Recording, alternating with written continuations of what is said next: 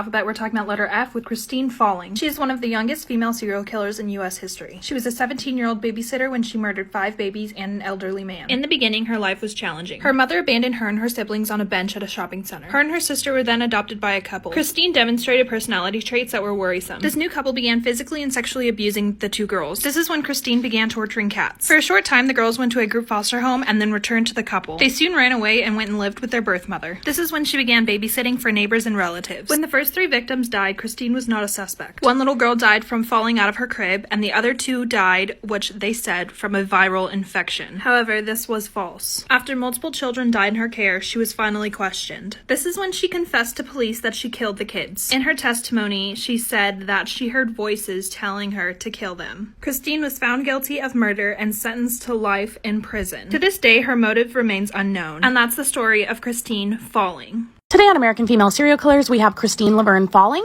who I have talked about at least once before. And as you know by now, these take me quite a long time. So if you can like, comment, share, copy link, let me know if you see this on your For You page. Anything to help me get views. I do appreciate you to the fullest extent of the law.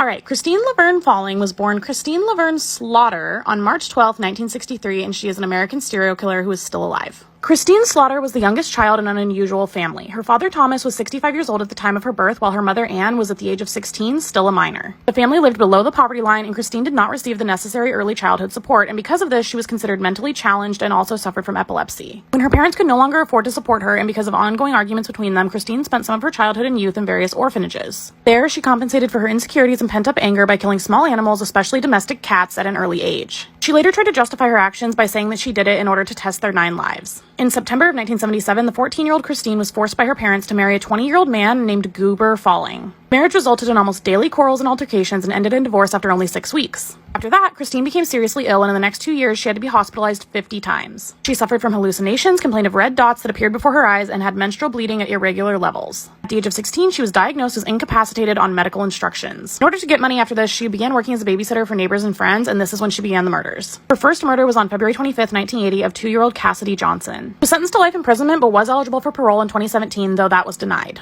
She will be given another hearing in 2024, and until then, she remains imprisoned at the Homestead Correctional Institution in Homestead, Florida. And this, folks, is the most disturbing story involving babysitting. This is Christine Falling, the babysitter killer.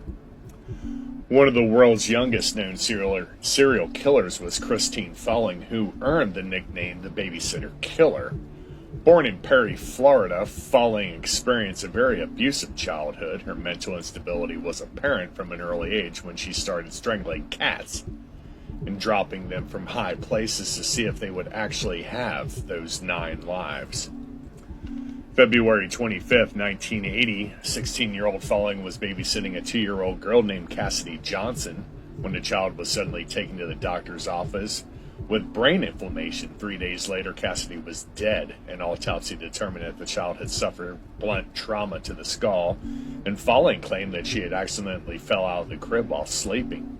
There were suspicions about Falling's story, but unfortunately, they were not properly investigated. Months later, 4-year-old Jeffrey Davis died while Falling was babysitting him, and the cause of death was believed to be heart inflammation. While Jeffrey's family attended his funeral, Falling babysat his 2-year-old cousin, Joseph Spring. Joseph wound up dying in his crib that day of an apparent viral infection. Falling soon got a job as a housekeeper for 77-year-old William Swindle. Incredibly, Swindle suffered a fatal heart attack during Falling's first day on the job, and shortly thereafter, Falling was watching over her 18-month-old niece, Jennifer Daniels, inside a car while her mother was shopping. The child suddenly stopped breathing and died. Falling's final victim was a 10-week-old Travis Coleman, who also stopped breathing while she was babysitting him in July of 1982. This time, an autopsy determined that Travis had died of suffocation. Falling was questioned and subsequently confessed to smothering Travis and all the other children who died in her care. She received a life sentence for these murders. Christine Falling was born in Perry, Florida in 1963. She started working as a caretaker at the age of 17, and a trail of death followed her. Starting in 1980, over the span of 2 years, 5 children under her care would come up dead in mysterious circumstances. On February 22nd of 1980, Christine was hired to watch 2-year-old Cassidy Johnson while her parents went out for the evening. On the 25th of February, Cassidy was rushed to the hospital. She became extremely sick. On February 28th, Johnson eventually died. An autopsy revealed that she had suffered from blunt force trauma, and she was also suffering from brain inflammation. According to Christine, she came into the room. Johnson had passed out and fell out of her crib. That was the story she gave the physician. They told the parents to investigate more because they didn't believe Christine's story, but the case was eventually closed. A few months after Johnson's death, Christine moved to Lakeland, Florida, and began working as a caretaker once again. She was hired to watch 4-year-old Jeffrey Davis, and during this time, the 4-year-old died in her care. The autopsy revealed that the child died from myocarditis, which is a condition that's rarely fatal. At this point, we have 2 children that have died in her care. I don't know why anyone else would entrust her to watch their children, but I guess they're trying to give her the benefit of the doubt because at this point, it is still circumstantial. And yes, 2 kids dying raises a little bit of a red flag, but no one really thought anything of it. 3 days after Davis is killed, while his family is attending his funeral, Christine is once again hired to watch his 2-year-old cousin, Joseph Spring. While in Christine's custody, Spring mysteriously dies. An autopsy reveals that he died of a virus of some type. By 1981, Christine is forced to move again, this time back to her hometown of Perry, Florida. No one is willing to trust her with her kids, so she's forced to get a job as a caretaker for senior citizens, and the end result is the same as her being a caretaker for little children. In July of 1981, as she was working as a caretaker for a 77-year-old named William Swindle, the first day that Christine was assigned to him as a caretaker, he mysteriously died in his kitchen. In July of 1981, her half-sister asked Christine to watch her daughter, 8-month-old Jennifer Daniels. She left the 2 in the car while she ran inside to grab some groceries, and by the time she made it back to the car, according to Christine, the child just stopped breathing. Doctors revealed that the cause of death was attributed to SIDS, or sudden infant death syndrome. Being able to kill this many victims and not even be suspected, I'm sure Christine felt like she was on top of the world and she couldn't be touched. Her luck ran out, though, on July 2nd of 1982 when she was hired to watch 10-week-old Travis Coleman. While she was babysitting Coleman at her mobile home in Blountstown, Florida, the infant mysteriously died. An autopsy revealed that injuries that the infant suffered, internal injuries I should say, were consistent with suffocation and could only have been caused by suffocation. Once the police contacted Falling, she confessed to killing 3 of the children, saying that voices in her head told her to kill the babies, and she suffocated them with blankets and pillows. In exchange for Christine's confession, she avoided the death penalty, and police also decided to essentially turn the cheek on the other 2 murders, and she wasn't charged for those.